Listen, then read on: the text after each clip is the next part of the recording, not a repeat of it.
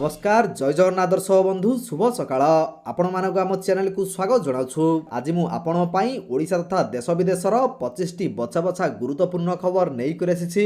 जेउ खबर गुडी को आपण माने जानिबा निहाती जरूरी। तबे सेति मध्यरे सुभद्रा योजना, पीएम किसान योजना, ई श्रम card, ration card, Awas Yojana आजिर पाणीपाग एवं केवल एही महिला को सुभद्रा योजना रे 50,000 देबे मोदी एवं आजि ठारू 5 नुवा नियम लागू हेबो। सेति पई वीडियो टी को शेष पर्यंत देखंतु। ता सहित आपण ए वीडियो टी केउ जिल्लार देखुछंती आपनकर जिल्लार नाम कमेंट माध्यम रे जणातु। तेबे हम चैनल ले नुवा करे आसीथिले दया करी वीडियो टी गोटे लाइक करी चैनल टी को एबे ही सब्सक्राइब कर दियंतु। पाखर आसुथिबा बेल आइकन को ऑल ले प्रेस कर रखंतु जहा फल रे भली गुरुत्वपूर्ण खबर आसिले आपण सर्वप्रथमे नोटिफिकेशन जरिया रे पाई परिबे। तेबे देरी न करी चालंतु आजिर खबर उपरे नजर पकाइबा।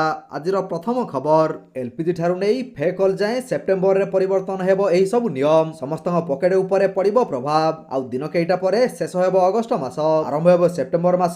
एलपीजी सिलिंडर ठारू नै क्रेडिट कार्ड जाए मास आरंभरू परिवर्तन हेबो विभिन्न नियम साधारण लोकक पकेट उपरे पड़िबो एहार सीधा प्रभाव। तेबे जानंतु सेप्टेम्बर आरंभरू केउ सब नियम रे हेबो परिवर्तन एवं काहा उपरे सब पड़िबो प्रभाव। तेबे प्रथम रे एलपीजी सिलिंडर दाम परिवर्तन हेबो। प्रति मास 1 तारिख रे सरकार एलपीजी दाम रे परिवर्तन करंती। कमर्शियल गैस सिलिंडर ठारू नै घरोई गैस रो दाम रे परिवर्तन हुए। सेही परि फेक कॉल नियम रे मध्ये परिवर्तन हेबो। सेप्टेम्बर 1 रु फेक कॉल एवं मेसेज उपरे लागिबो लगाम। एथि पई ट्राई टेलिकॉम कंपनी गुडी को निर्देश दैछंती। सेही परि तृतीय रे क्रेडिट कार्ड नियम रे परिवर्तन हेबो। सेप्टेम्बर मासरू IDFC first bank credit card उपरे देयर न्यूनतम राशि ह्रास करिबो। देय तारिख मध्ये 18 दिन रु 15 दिन को ह्रास कराजिबो। सेही परि चतुर्थ रे महंगा भत्ता नियम परिवर्तन हेबो। सेप्टेम्बर मासरे सरकार कर्मचारी पई सरकार महंगा भत्ता को नै बड़ घोषणा करि पारंती। तो दर्शक बंधु चालंतु नजर पकेबा परवर्ती खबर उपरे। आजिठू राज्य रे बढ़िबो वर्षा। उत्तर बंगोपसागर रे एक घूर्णिबलय सक्रिय रहितिबारु एहार प्रभाव रे राज्य रे 6 दिन पर्यंत वर्षा लागि रहिबो। आजि ओ आसंता काली प्रबल रु अति प्रबल ओ तापर 4 दिन पर्यंत प्रबल वर्षा हेबा नै आकलन करिछि आंचलिक पाणीपाग केन्द्र। अन्यपटे उत्तर पश्चिम बंग ओ तत्संलग्न अंचल रे लघुचाप सक्रिय रहितिबारु या उत्तर पूर्व दिगकु गति करितिबा बेले आजि झारखंड आडकु अग्रसर होई पारे। आजिठू वर्षार विस्तृति बढ़िबाकु थिबा बेले प्रबल रु अति प्रबल वर्षा पई 6 जिल्ला को ऑरेंज वार्निंग जारी करा जायछि। तेबे सेही जिल्ला गुडी को हेला संबलपुर, ढेंकानाल, अनुगुल, सुंदरगढ़, झारसुगुड़ा और केन्दुझर जिल्ला रे प्रबल वर्षा हेबो। तो दर्शक बंधु चालंतु नजर पकेबा परवर्ती खबर उपरे। 50,000 देव कही 5,000 देले सरकार को विरोधी दल नेता टार्गेट। सुभद्रा योजना को नहीं राज्य सरकार को टार्गेट कले विरोधी नेता Naveen Patnaik. Social media platform X रे एक पोस्ट करी नवीन कहिसंती जे निर्वाचन बेले बीजेपी प्रत्येक महिला को 50,000 टंका देव बोली ग्यारंटी देथिला किंतु देउछंती मात्र 5,000 टंका। कहिथिले सब महिला सुभद्रा योजना लाभ पाइबे किंतु एबे पाइबे मात्र 3 जनरु जणे। तेबे एभली भाबे सरकार को टार्गेट करिसंती नवीन पट्टनायक। तो दर्शक बंधु चालंतु नजर पकेबा परवर्ती खबर उपरे। राज्यर प्रति पंचायत रे खोलिबो चाउल एटीएम ठकेई की रोका जिबा सह उपभोक्ता हेबे लाभवान। मंचेश्वर रे स्थापित चाउल एटीएम को बहुत प्रशंसा मिलुछि। एहा द्वारा ओजन हेउथिबा ठकेई को रोका जिबा सह उपभोक्ता माने लाभवान हेबे। आगामी दिन रे प्रति जिला मुख्यालय ब्लॉक ओ पर्यायक्रमे प्रति पंचायत रे ग्रेन एटीएम खोला जिवो बोली खाद्य जोगाण और खाउटी कल्याण विभाग मंत्री कृष्णचंद्र पात्र कहते। शुक्रवार विधानसभा रे खाद्य जोगाण और खाउटी कल्याण विभाग खर्च दाबी उपस्थापन करी मंत्री श्री पात्र कहते पूर्व चाउल बंटन रे हजार हजार कोटी दुर्नीति हेउतिला। तो दर्शक बंधु चालंतु नजर पकेबा परवर्ती खबर उपरे। ब्यान हेला पारासिटामोल, सेटेरिजिन एवं 156 एफडीसी औषध। एसब औषध घरे रखुथिले सावधान होई जांतु। तेबे वर्तमान घरे घरे थंडा ज्वर, गैस और मुंड बिंधा भली साधारण समस्या देखा देउछि। लोक माने मन इच्छा औषध किनी खाइबा सह पाखर रखुछंती। वर्तमान जदि आपण घरे औषध रखिथांती तेबे सावधान होई जांतु। तेबे 156 टी एफडीसी औषध उपरे प्रतिबंधक लगाइछि केंद्र सरकारक स्वास्थ्य विभाग। दीर्घ दिन धरी सरकार और स्वास्थ्य विभाग ए दिगरे कार्य करुथिले। लोकक स्वास्थ्य को दृष्टि रखी पुनि थरे एही पदक्षेप निया जाइछि। तो दर्शक बंधु चालंतु नजर पकेबा परवर्ती खबर उपरे। घरे बसी आधार कार्ड मागणा रे अपडेट करंतु। 14 सेप्टेम्बर शेष तारीख रहिछि। आधार कार्ड रे डॉक्यूमेंट अपलोड करिबा नै पुनि सुযোগ मिलिछि। आधार कार्ड रे डॉक्यूमेंट अपलोड करिबा नै पुनि सुযোଗ मिलिछि। यह हेउछि चतुर्थ थर जेतेबेले लोकमाने आधार कार्ड को मागणा रे अपडेट करिबार सुযোଗ पाइछंती। चलित ବର୍ଷ ଜୁନ୍ ମାସରେ ସରକାର ଆଧାର କାର୍ଡ ଅପଡେଟ୍ ପାଇଁ ଶେଷ ତାରିଖକୁ 14 ସେପ୍ଟେମ୍ବର ପର୍ଯ୍ୟନ୍ତ ବୃଦ୍ଧି କରିଥିଲେ ଏବଂ ବର୍ତ୍ତମାନ ଏହି ତାରିଖ ପାଖେଇ ଆସୁଛି। ସେପ୍ଟେମ୍ବର 14 ହେବାକୁ ଏକ ମାସରୁ କମ୍ ସମୟ ବାକି ଅଛି। ଯଦି ଆପଣଙ୍କର ମଧ୍ୟ 10 ବର୍ଷର ପୁରୁଣା ଆଧାର କାର୍ଡ ଅଛି ଏବଂ ଏହି ଅବଧି ମଧ୍ୟରେ ଏହା ଥରେ ବି ଅପଡେଟ୍ ହୋଇନାହିଁ, ତେବେ ଏହିପରି ଆଧାରକୁ ଅପଡେଟ୍ କରିବାକୁ ପଡ଼ିବ। ତ ଦର୍ଶକ ବନ୍ଧୁ, ଚାଲନ୍ତୁ ନଜର ପକାଇବା ପରବର୍ତ୍ତୀ ଖବର ଉପରେ। ପ୍ରଧାନମନ୍ତ୍ରୀଙ୍କ ଦ୍ୱାରା ଜାରି ହେଲା ନୂଆ ଯୋଜନା, ଏଣିକି ଆପଣଙ୍କୁ ବି ମିଳିବ ପକ୍କା ଘର। ତେବେ ଜାଣନ୍ତୁ କଣ ରହିଛି ଏହି ନୂଆ ଯୋଜନା। ପ୍ରଧାନମନ୍ତ୍ରୀଙ୍କ ଦ୍ୱାରା ଜାରି ହୋଇଛି ନୂଆ ଯୋଜନା। ଏହି ଯୋଜନାରେ ଆପଣ ମଧ୍ୟ ପାଇପାରିବେ ଏକ ପକ୍କା ଘର। 2024 ସାଧାରଣ ନିର୍ବାଚନ ଜିତିବା ପରେ ପ୍ରଧାନମନ୍ତ୍ରୀ ନରେନ୍ଦ୍ର ମୋଦି ପ୍ରଥମ କ୍ୟାବିନେଟ୍ ବୈଠକରେ ଏହି ଯୋଜନାର ଅନୁମୋଦନ କରିଛନ୍ତି। ତେବେ ଚାଲନ୍ତୁ ସମ୍ପୂର୍ଣ୍ଣ ଖବର ଜାଣିବା। ଏହି ଯୋଜନା ଅନୁସାରେ ଆପଣଙ୍କୁ ମଧ୍ୟ ମିଳିପାରେ ପକ୍କା ଘର। ତେବେ ଏହି ଯୋଜନାର ମୂଳ ଲକ୍ଷ୍ୟ ହେଉଛି ଦେଶର ସମସ୍ତ ଲୋକ ଘର ପାଆନ୍ତୁ। ତ ଦର୍ଶକ ବନ୍ଧୁ, ଚାଲନ୍ତୁ ନଜର ପକାଇବା ପରବର୍ତ୍ତୀ ଖବର ଉପରେ। ଆଳୁ କେଜି 10 ଟଙ୍କା ହୋଇଯିବ, ସୂଚନା ଦେଲେ ଯୋଗାଣ ମନ୍ତ୍ରୀ। ଆଳୁ ଏବେ ବି ବଜାରରେ କେଜି ପିଛା 20 ଟଙ୍କାରେ ବିକ୍ରି ହେଉଛି। ପଶ୍ଚିମବଙ୍ଗରୁ 400 ଟ୍ରକରେ ଆଳୁ ଆସିଛି। ଖୁବ୍ ଶୀଘ୍ର ଆଳୁ କେଜି 10ରୁ 12 ଟଙ୍କା ହୋଇଯିବ। ତେଣୁ ଉତ୍ତରପ୍ରଦେଶ ଓ ପଞ୍ଜାବରୁ ଆଳୁ ଆଣିବାକୁ ନିଷ୍ପତ୍ତି ହୋଇଥିଲା। ତେବେ ଖୁବ୍ ଶୀଘ୍ର ସାରା ରାଜ୍ୟରେ 10 ଟଙ୍କାରେ ଆଳୁ ମିଳିବ ବୋଲି ଯୋଗାଣ ମନ୍ତ୍ରୀ ସୂଚନା ଦେଇଛନ୍ତି।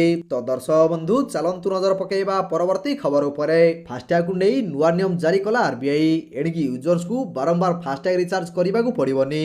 ଫାଷ୍ଟ୍ୟାଗ ୟୁଜର୍ସଙ୍କ ପାଇଁ ଆରବିଆଇ ପକ୍ଷରୁ ଆସିଛି ଏକ ନୂଆ ନିୟମ। ଏଣିକି ଫାଷ୍ଟ୍ୟାଗ ୟୁଜର୍ସଙ୍କୁ ବାରମ୍ବାର ଫାଷ୍ଟ୍ୟାଗ ରିଚାର୍ଜ କରିବାକୁ ପଡ଼ିବ ନାହିଁ।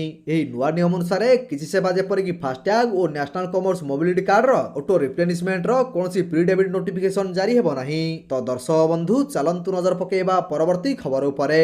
+3 ନାମଲେଖା ପ୍ରକ୍ରିୟା ସମ୍ବନ୍ଧରେ ଉଚ୍ଚଶିକ୍ଷା ବିଭାଗର ବଡ଼ ନିଷ୍ପତ୍ତି। ଚଳିତ 2024-25 ଶିକ୍ଷାବର୍ଷରେ +3 ଦ୍ୱିତୀୟ ପର୍ଯ୍ୟାୟ ନାମଲେଖା ପ୍ରକ୍ରିୟା ସମ୍ବନ୍ଧରେ ଉଚ୍ଚଶିକ୍ଷା ବିଭାଗ ପକ୍ଷରୁ ଏକ ଗୁରୁତ୍ୱପୂର୍ଣ୍ଣ ନିଷ୍ପତ୍ତି ନିଆଯାଇଛି।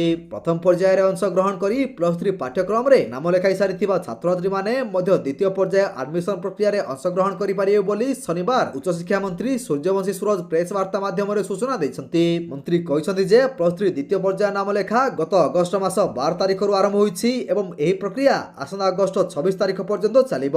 ତ ଦର୍ଶକ ବନ୍ଧୁ, ଚାଲନ୍ତୁ ନଜର ପକାଇବା ପରବର୍ତ୍ତୀ ଖବର ଉପରେ।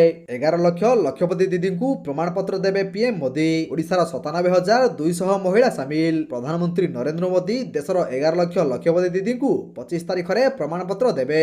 ଲକ୍ଷପତି ଦିଦିଙ୍କ ସହ ମୋଦି ଆଲୋଚନା କରିବାର କାର୍ଯ୍ୟକ୍ରମ ରହିଥିବା କେନ୍ଦ୍ରମନ୍ତ୍ରୀ ଶିବରାଜ ସିଂହ ଚୌହାନ କହିଛନ୍ତି। ଏହି ଅବସରରେ ମୋଦି 25 କୋଟି ଟଙ୍କାର ରିଭଲଭିଂ ଫଣ୍ଡ ଜାରି କରିବେ। ଏହାର ଅର୍ଥ ମହିଳା ଏସଏଚଜି ଗୁଡ଼ିକର ବିଭିନ୍ନ ବିକାଶମୂଳକ କାର୍ଯ୍ୟରେ ବ୍ୟବହାର ହୋଇପାରିବ। ତ ଦର୍ଶକ ବନ୍ଧୁ, ଚାଲନ୍ତୁ ନଜର ପକାଇବା ପରବର୍ତ୍ତୀ ଖବର ଉପରେ। ଡ୍ୟାନ୍ସ ବାର୍ ବନ୍ଦକୁ ବାର୍ ମାଲିକ ସଂଘର ବିରୋଧ। କହିଲେ ଖର୍ଚ୍ଚ ଟଙ୍କା ସରକାର ଫେରସ୍ତ କଲେ କରିଦେବେ ବନ୍ଦ। ଏପରିକି ଡ୍ୟାନ୍ସ ବାର୍ ବୋଲି କୌଣସି ଶବ୍ଦ ନାହିଁ ଓ 17ଟି ନିୟମ ପାଳନ କଲା ପରେ ହିଁ ଅବକାରୀ ବିଭାଗ ଲାଇସେନ୍ସ ଦେଇଥିଲା। ବାର୍ ବନ୍ଦ ଯୋଗୁଁ ଶତାଧିକ ପରିବାର ଉପାସରେ ଥିବା ବାର୍ ମାଲିକ ସଂଘ ସାମ୍ବାଦିକ ସମ୍ମିଳନୀରେ କହିଛନ୍ତି। ଡ୍ୟାନ୍ସ ବାର୍ ବନ୍ଦ ନେଇ ବାର୍ ମାଲିକ ସଂଘର ସାମ୍ବାଦିକ ସମ୍ମିଳନୀ। ବାର୍ରେ ଖର୍ଚ୍ଚ ହୋଇଥିବା ଟଙ୍କା ସରକାର ଫେରାଇ ଦେଲେ ବାର୍ ବନ୍ଦ କରିଦେବୁ ବୋଲି ବାର୍ ମାଲିକ କହିଛନ୍ତି। ତ ଦର୍ଶକ ବନ୍ଧୁ, ଚାଲନ୍ତୁ ନଜର ପକାଇବା ପରବର୍ତ୍ତୀ ଖବର ଉପରେ। ଖୁସି ଖବର, ଖୁବ୍ ଶୀଘ୍ର ଚାଲିବ ବନ୍ଦେ ଭାରତ ସ୍ଲିପର ଟ୍ରେନ୍। ରହିବ ଏହି ସବୁ ସୁବିଧା, ଜାଣି ନିଅନ୍ତୁ। ରେଲୱେ କ୍ଷେତ୍ରରେ ଆସିବ ବୈପ୍ଳବିକ ପରିବର୍ତ୍ତନ। ଭାରତୀୟ ରେଳବାଇର ପ୍ରଥମ ବନ୍ଦେ ଭାରତ ସ୍ଲିପର ଟ୍ରେନ୍ ଚଳିତ ବର୍ଷ ଶେଷ ସୁଦ୍ଧା କାର୍ଯ୍ୟକ୍ଷମ ହେବ ବୋଲି ଆଶା କରାଯାଉଛି। 2019ରେ ଆରମ୍ଭ ହୋଇଥିବା ଚେୟାର କାର ଟ୍ରେନ୍ ପରେ ଏହା ବନ୍ଦେ ଭାରତ ସିରିଜର ତୃତୀୟ ସଂସ୍କରଣ ହେବ। ଗୁଜରାଟରେ ବନ୍ଦେ ଭାରତ ସ୍ଲିପର ଟ୍ରେନ୍ର ପ୍ରଥମ ଟ୍ରେନ୍ ଚଳାଚଳ କରିବ ବୋଲି ଆଶା କରାଯାଉଛି। ତ ଦର୍ଶକ ବନ୍ଧୁ, ଚାଲନ୍ତୁ ନଜର ପକାଇବା ପରବର୍ତ୍ତୀ ଖବର ଉପରେ। ଅନୁସୂଚିତ ଜାତି ଓ ଜନଜାତିଙ୍କ ବିରୋଧରେ ପ୍ରତ୍ୟେକ ଅପରାଧ SC/ST ଆଇନ ପରିସରଭୁକ୍ତ ହେବ ନାହିଁ। ସୂଚନା ଦେଲେ ସୁପ୍ରିମକୋର୍ଟ। ଅନୁସୂଚିତ ଜାତି ଏବଂ ଅନୁସୂଚିତ ଜନଜାତିଙ୍କ ବିରୋଧରେ କେଉଁ ଅପରାଧ କ୍ଷେତ୍ରରେ SC/ST ଆଇନ ଲାଗୁ ହେବ ତାହା ସ୍ପଷ୍ଟ କରିଛନ୍ତି ସୁପ୍ରିମକୋର୍ଟ। ଯଦି କୌଣସି ବ୍ୟକ୍ତି ଏହି ସମ୍ପ୍ରଦାୟର ଲୋକଙ୍କୁ ସେମାନଙ୍କ ଜାତି, ସମ୍ପ୍ରଦାୟ ଏବଂ ଅସ୍ପୃଶ୍ୟତାକୁ ଆଧାର କରି ଅପମାନିତ କରିନାହାନ୍ତି, ତେବେ ସେ କ୍ଷେତ୍ରରେ କଠୋର SC/ST ଆଇନ ଲାଗୁ ହୋଇପାରିବ ନାହିଁ ବୋଲି ସର୍ବୋଚ୍ଚ ନ୍ୟାୟାଳୟ ନିର୍ଦ୍ଦେଶ ଜାରି କରିଛନ୍ତି। ତ ଦର୍ଶକ ବନ୍ଧୁ, ଚାଲନ୍ତୁ ନଜର ପକାଇବା ପରବର୍ତ୍ତୀ ଖବର ଉପରେ। ରାଜଧାନୀ ଡେଙ୍ଗୁ ହଟସ୍ପଟ। ରୋଗୀଙ୍କ ସଂଖ୍ୟା 2400 ପାର। ରାଜ୍ୟରେ ଡେଙ୍ଗୁ ରୋଗୀଙ୍କ ସଂଖ୍ୟା 2400 ଟପିଲା। ସୁନ୍ଦରଗଡ଼ ଓ ଖୋର୍ଦ୍ଧା ଜିଲ୍ଲାରେ ରୋଗୀଙ୍କ ସଂଖ୍ୟା ଅଧିକ ରହିଛି। ସ୍ୱାସ୍ଥ୍ୟ ବିଭାଗର ଚିନ୍ତା ବଢ଼ାଇଛି ରାଉରକେଲା ଓ ଭୁବନେଶ୍ୱର ସହର। ତେବେ ରାଜ୍ୟରେ ଡେଙ୍ଗୁ ରୋଗୀଙ୍କ ସଂଖ୍ୟା ଗତ ବର୍ଷଠୁ କମ୍ ରହିଥିବା କହିଛନ୍ତି ଜନସ୍ୱାସ୍ଥ୍ୟ ନିର୍ଦ୍ଦେଶକ ନୀଳକଣ୍ଠ ମିଶ୍ର। ଗତକାଲି ସୁଦ୍ଧା ରାଜ୍ୟରେ ଡେଙ୍ଗୁ ରୋଗୀଙ୍କ ସଂଖ୍ୟା ମୋଟ 2400 ରହିଛି। ତେବେ କେବଳ ସୁନ୍ଦରଗଡ଼ରେ 727 ଏବଂ ଖୋର୍ଦ୍ଧାରେ 594 ଜଣ ଡେଙ୍ଗୁ ରୋଗୀ ଚିହ୍ନଟ ହୋଇଛନ୍ତି। ତ ଦର୍ଶକ ବନ୍ଧୁ, ଚାଲନ୍ତୁ ନଜର ପକାଇବା ପରବର୍ତ୍ତୀ ଖବର ଉପରେ। 1 ସେପ୍ଟେମ୍ବରରୁ ବଦଳିଯିବ ଗୁଗୁଲର ଏହି ନିୟମ। ଗୁଗୁଲ ହେଉଛି ବିଶ୍ୱର ସର୍ବବୃହତ ସର୍ଚ୍ଚ ଇଞ୍ଜିନ୍, ଯାହା ଲୋକଙ୍କ କାର୍ଯ୍ୟକୁ ଆହୁରି ସହଜ କରିଦେଇଥାଏ। ବର୍ତ୍ତମାନ ଗୁଗୁଲ ସେପ୍ଟେମ୍ବର 1 ତାରିଖ ଠାରୁ ଏହାର ପଲିସିରେ ଏକ ବଡ଼ ପରିବର୍ତ୍ତନ କରିବାକୁ ଯାଉଛି। ଏହି ପଲିସି ପରିବର୍ତ୍ତନର ପ୍ରଭାବ ଗୁଗୁଲ ପ୍ଲେ ଷ୍ଟୋର ଉପରେ ପଡ଼ିବ। ଲୋକମାନେ ସ୍ପାମ୍ କଲ୍ ସ୍ପାମ୍ ମେସେଜ ଦ୍ୱାରା ବହୁ ଅସୁବିଧାରେ ପଡୁଛନ୍ତି, ଯାହାକୁ ଦୃଷ୍ଟିରେ ରଖି ଗୁଗୁଲ ଅନେକ ପଦକ୍ଷେପ ନେଇଛି। ତେବେ ଆପଣଙ୍କୁ ଜଣାଇବା ପାଇଁ ଚାହିଁବୁ ଯେ ଗୁଗୁଲ ଏହାର ପ୍ଲେ ଷ୍ଟୋରରୁ ହଜାର ହଜାର ନିମ୍ନମାନର ଆପ୍ ହଟାଇବା ପାଇଁ ନିଷ୍ପତ୍ତି ନେଇଛି। ତ ଦର୍ଶକ ବନ୍ଧୁ ଚାଲନ୍ତୁ ନଜର ପକେଇବା ପରବର୍ତ୍ତୀ ଖବର ଉପରେ। ସେପ୍ଟେମ୍ବରରୁ ଆରମ୍ଭ ହୋଇପାରେ ଜନଗଣନା।